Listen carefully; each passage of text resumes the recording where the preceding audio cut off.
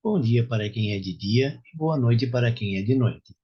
Eu sou João Batista, pesquisador bíblico, pesquisador ufológico e espiritualista. E o tema de hoje que eu vou falar é sobre a lei mosaica. A lei mosaica é a lei de Deus. Mas o que é esta lei? Esta lei representa o mandamento único de Deus, que é amar a Deus sobre todas as coisas e ao próximo como a si mesmo. Representa os 10 mandamentos que foram dados a Moisés ou representam a Constituição israelita? O que significa esta Constituição israelita? Olhe, nós aqui no Brasil temos a Constituição brasileira. Esta Constituição rege o nosso comportamento social, moral, político, criminal, científico, medicinal e assim por diante. Ele rege todo o nosso comportamento. Ele descreve as nossas obrigações e os nossos direitos, e as obrigações e direitos das outras pessoas. Com isso, nós temos, então, a Constituição brasileira, nós temos a Constituição de vários países, e todas elas diferem. Há algumas coisas que são comuns e há outras coisas que são ligeiramente diferentes. Por exemplo, num país é proibido o casamento com mais de um homem e uma mulher. Em outros países é liberado esse tipo de casamento. Em alguns países é liberado o casamento homossexual, homoafetivo, em outros é liberado. Há uma evolução das leis. Há uma evolução da Constituição de cada país.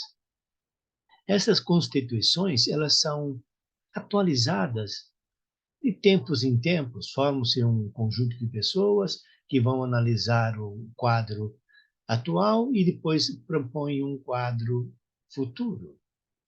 Mas como se dividem, então, as leis de Deus? Como se dividem a lei mosaica? A lei mosaica são só aqueles 10 mandamentos que regem tudo? Não, não são isto, não. A lei mosaica se divide em leis sociais, relações sexuais, com animais, com a remissão, que tratam sobre cidades, sobre guerras, pela terra prometida, pelas bênçãos e outras coisas mais.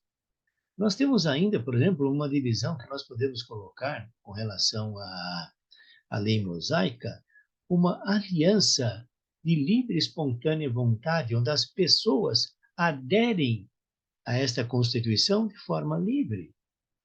E há outras que não são bem assim. A aliança é feita por imposição. Ou você está a favor, está concordando com essa lei, ou cai fora, ou é eliminado. Isso aconteceu algumas vezes no decorrer.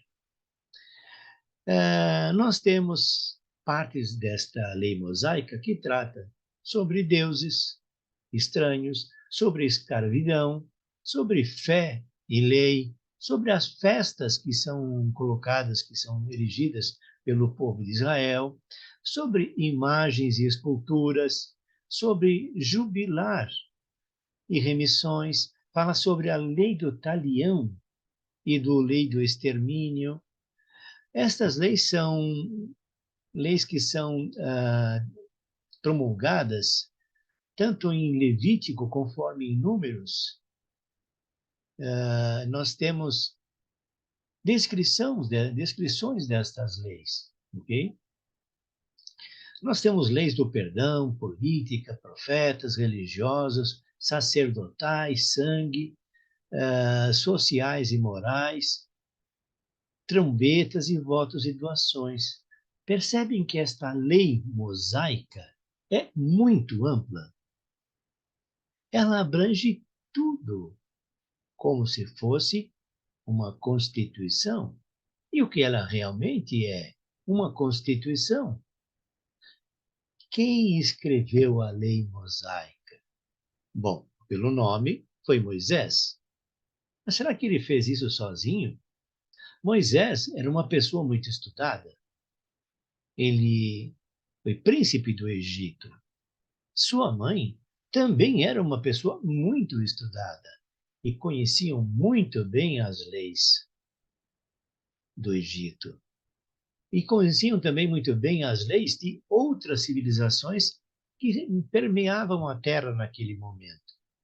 Então, algumas civilizações apareceram antes dos israelitas e já tinham a sua Constituição. Todos eles tinham uma Constituição e as suas leis que deveriam seguir. Então, Moisés pode, olha, eu digo bem o que vejam bem o que eu estou dizendo, pode ter se baseado em outras leis para formar a Constituição de Israel. Vamos dar uma pequena pincelada no que diz respeito, então, ao Código Deuteronômico, né? Nós temos leis, por exemplo, diversas, que falam sobre o cumprimento dos preceitos e juízos, lugares onde as nações que irei subjugar, que adoram aos seus deuses, e esses deuses deverão ser destruídos. Nós temos exterminar ou subjugar as nações que vão ser conquistadas. Lei sobre o sangue. Pode-se comer carne, porém deixar o sangue escorrer, porque o sangue, naquele momento, era considerado a alma, tanto de um animal quanto de uma pessoa. Olhem bem o detalhe. Alma de um animal, tanto quanto de uma pessoa.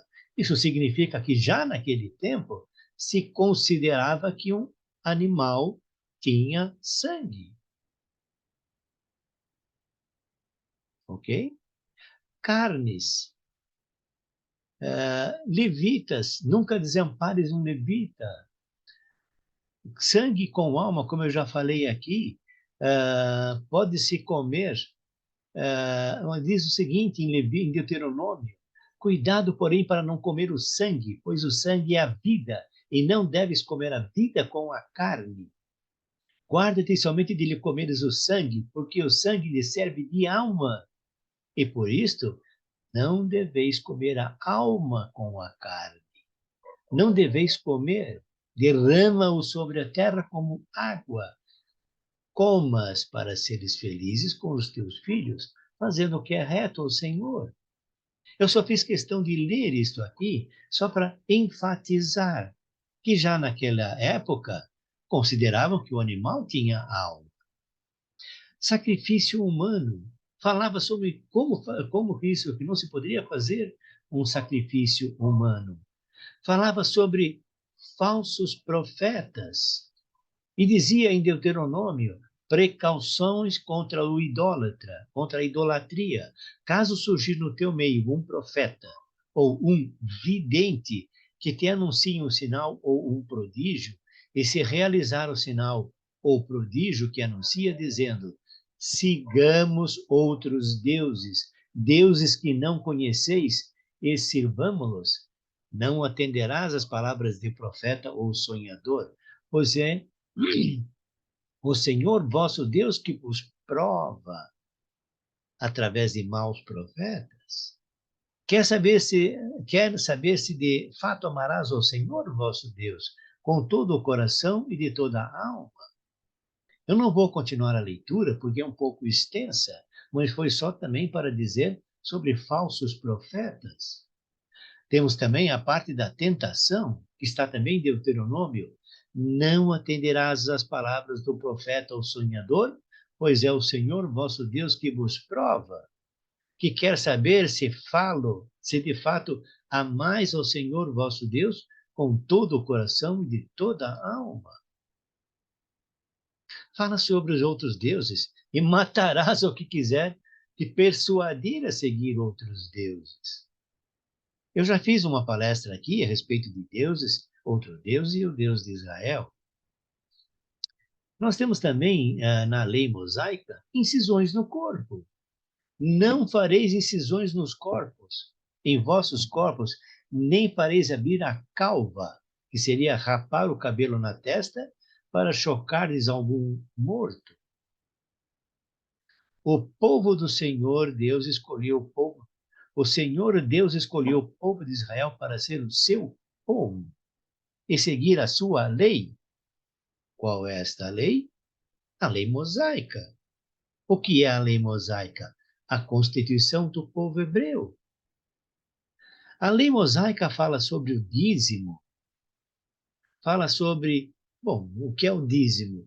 O dízimo é que se ofereça a um representante de Deus a 10ª parte de todo o teu lucro, no que diz respeito a animais, a plantas, a vinho, uvas, seja o que for. Você deve oferecer a um representante de Deus a 10ª parte. Bom, por que se constituiu esse tal dízimo, né? Porque cada tribo recebeu um quinhão na terra prometida. Porém, os religiosos que cuidavam então da religiosidade dos israelitas não receberam dote algum, não tinham terras, não plantavam, não criavam gado, entre aspas, porque alguns até criavam. Então, eles tinham que se sustentar. E quem deveria sustentá-los? O povo. Então, foi determinado que cada pessoa desse o dízimo para que sustentasse aos religiosos, para que então eles pudessem se dedicar à religião, à lei, a fazer seguir esta lei. Isso significa o dízimo. Só que era obrigatório. Ele fala sobre pobres, mendigo, fala sobre empréstimos. Olha só, a lei mosaica, que é a constituição do povo hebreu, fala em Deuteronômio: pois o Senhor teu Deus te abençoará como te disse, farás empréstimos a muitos povos, mas tu mesmo não precisarás tomar emprestado de ninguém. Dominarás muitas nações, mas nenhuma te dominará. Se houver em teu meio um necessitado entre os irmãos, em alguma das tuas cidades, na terra que o Senhor Deus te dará, não endureças o coração, nem feches a mão para o irmão pobre. Ao contrário, abre-lhe a mão, ele empresta o bastante para a necessidade que o oprime. Vejam, então, que a lei de Deus, que é a lei mosaica, que é a Constituição hebreia, fala sobre todas as áreas. Fala sobre pecado. E aqui é uma coisa interessante. Uma das coisas do pecado que se fala é: guarda-te de ter no coração este pensamento mesquinho.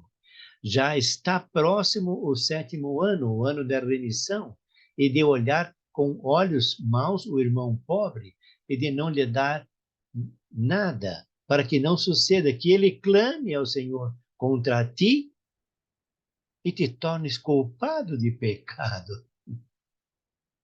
Olha só, tá?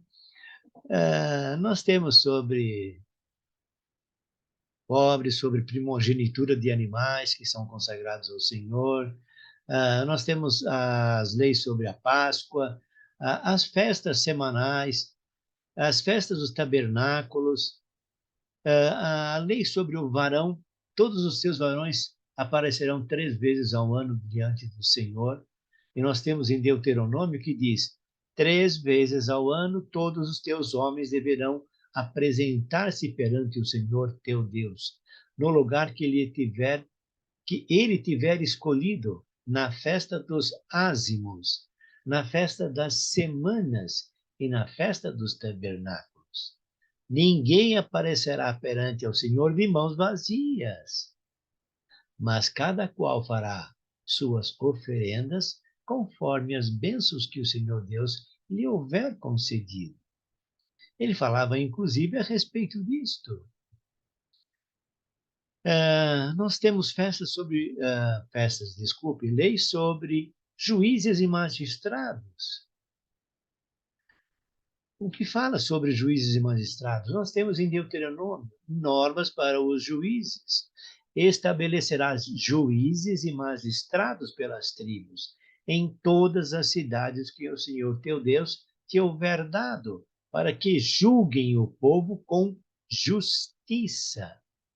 Não deturpes o direito, não farás acepção de pessoas, nem aceites suborno, pois o suborno cega os olhos dos sábios e corrompe as palavras dos justos. Segue estritamente a justiça, e assim viverás e possuirás a terra que o teu Senhor, teu Deus, te dá. Olhe só, não aceite suborno. O suborno cega os olhos dos sábios e corrompe os justos, corrompe as palavras dos justos.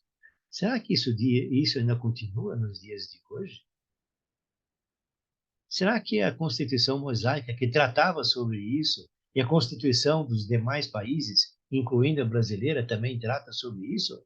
Mas será que realmente pune os corruptos?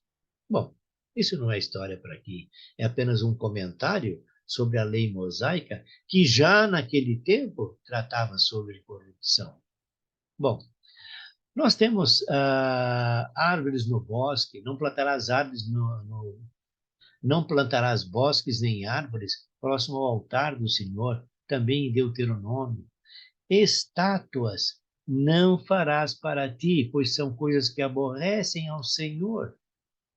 Está em Deuteronômio: não farás para ti, nem levantarás estátua, que são coisas que que o Senhor teu Deus aborrece. Percebem que a lei mosaica é uma lei completa? Ele fala sobre relações familiares, civis, militares, religiosas, inclusive medicinais. É uma Constituição completa. Nós temos também ah, na parte das leis sociais, homem casado de pouco tempo não sairá para a guerra. Olha só o que está escrito na lei mosaica, em Deuteronômio. Um homem recém-casado não irá à guerra, nem lhe será imposto cargo algum. Fique livre em sua casa durante 1 ano, para alegrar a mulher que desposou. Olha só, até que ponto ia a lei mosaica para beneficiar o ser humano, no caso, o homem recém-casado. Ele fala também sobre o penhor. Não tomarás por penhor as 2 pedras de um moinho, nem mesmo a pedra superior, pois seria tornar para penhor a própria subsistência. O que ele quer dizer com isto? Ele usou como especificamente a pedra de moinho. A pedra de moinho é utilizada para fazer a farinha e outras coisas. E se o penhor, uma pessoa colocasse por penhor estas 2 pedras, elas não poderiam ser tomadas, pois iria tirar o sustento da pessoa. Ele não teria mais como pagar a sua dívida.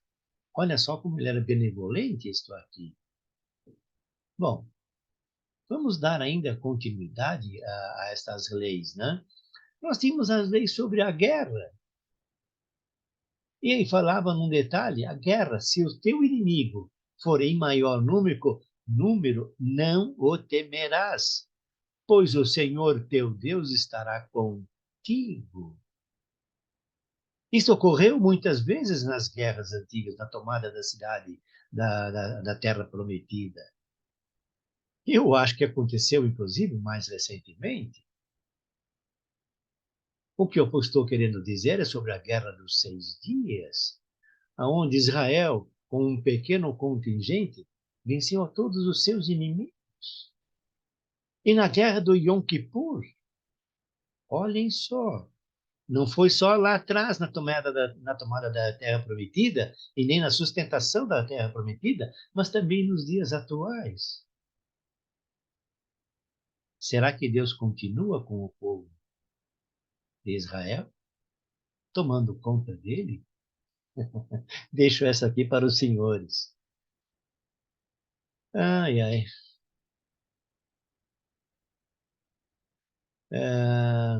Eu vou falar mais só alguma coisa aqui. Nas guerras, oficiais dirão também ao seu exército: se houver algum medroso, volte para a sua casa.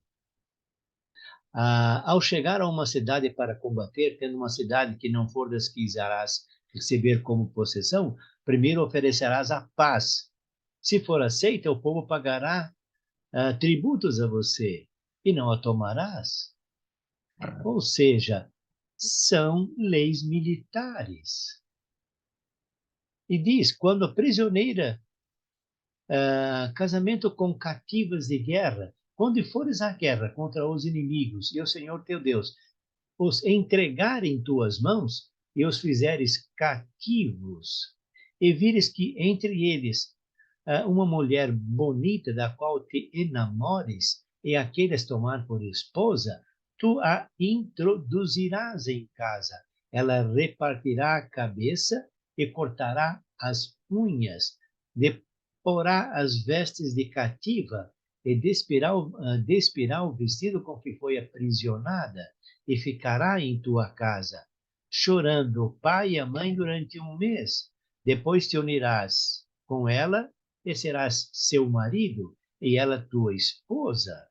E depois, se não te agradar dela, tu a deixarás partir livre e não poderás vendê-la por dinheiro ou nem maltratá-la, pois a possuístes como esposa.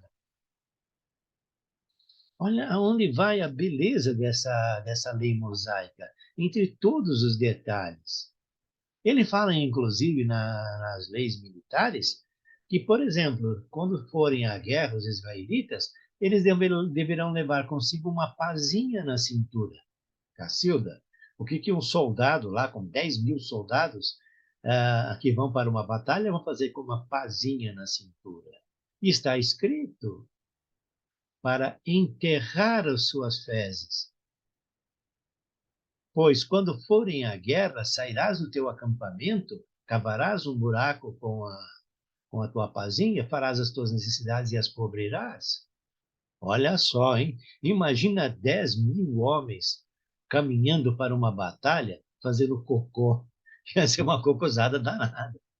A lei mosaica abrange, inclusive, isto, em que eles levassem uma pazinha para fazer a enterrar seus dejetos. Nós temos relações sexuais.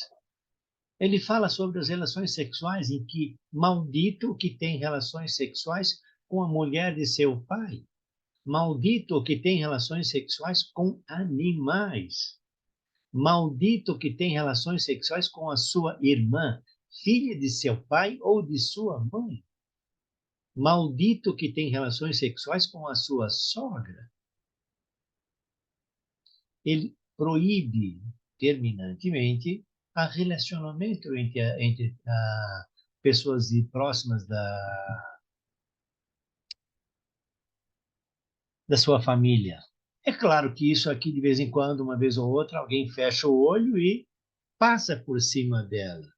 Havia duas irmãs, cujo pai não tinha filhos, iriam perder as suas possessões e assim por diante. O que as duas irmãs fizeram? Embebedaram ao pai e cada uma no seu dia teve relações com o pai, só que se passando por prostitutas. Então tiveram filhos e deram continuidade à casa de seu pai. Então, em determinado momento, sob determinadas condições, essa lei pode ser burlada. Assim como as nossas leis de hoje. Elas não são extremamente rígidas.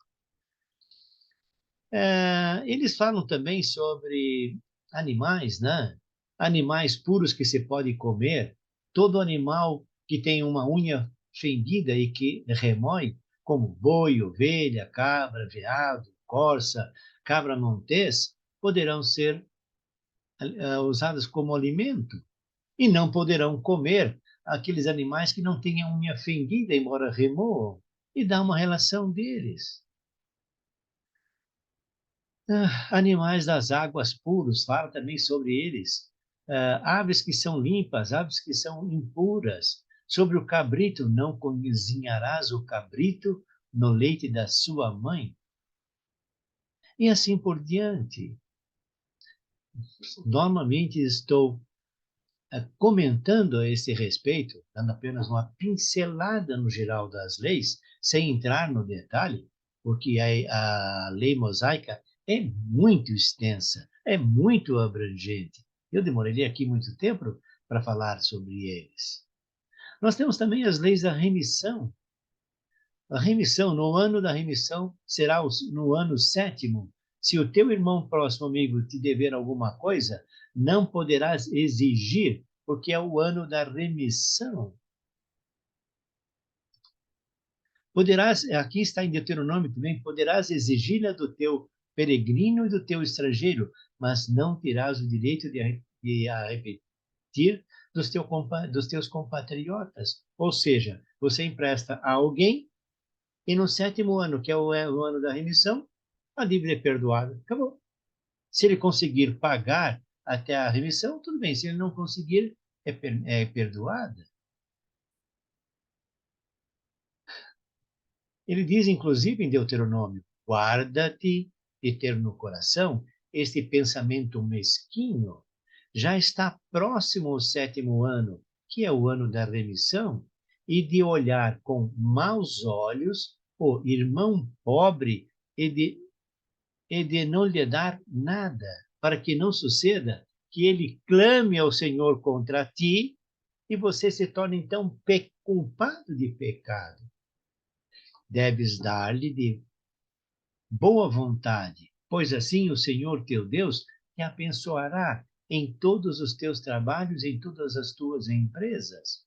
Uma vez que nunca deixará de haver pobres na terra, eu te dou este mandamento. Abre a mão para o irmão, para o necessitado e para o pobre da tua terra. Ainda na remissão, libertação dos escravos, quando um irmão hebreu, homem ou mulher, se tiver vendido, te servirá 6 anos, mas no 7º ano, tu o despedirás livre da tua casa. Ao despedi-lo livre da tua casa, não o despaches de mãos vazias. Dá-lhe generosamente alguma cabeça de gado miúdo, algo da eira e do lagar, tornando-o participante dos teus bens com que o Senhor teu Deus te houver abençoado. Lembra-te de que fostes escravo no Egito, e o Senhor teu Deus te resgatou. É por isso que hoje te prescrevo este mandamento. Bom, acho que eu vou parar por aqui e fazer um comentário, então, geral ou abrangente sobre a lei mosaica. Abrangente talvez nem tanto. Eu ainda tinha muitos itens para que eu pudesse comentar sobre medicina e sobre uma série de coisas que eram também atribuições dos religiosos daquela época, porque não havia rei, não havia governador, só havia os religiosos que comandavam o povo hebreu. Bom, espero que com isto eu tenha conseguido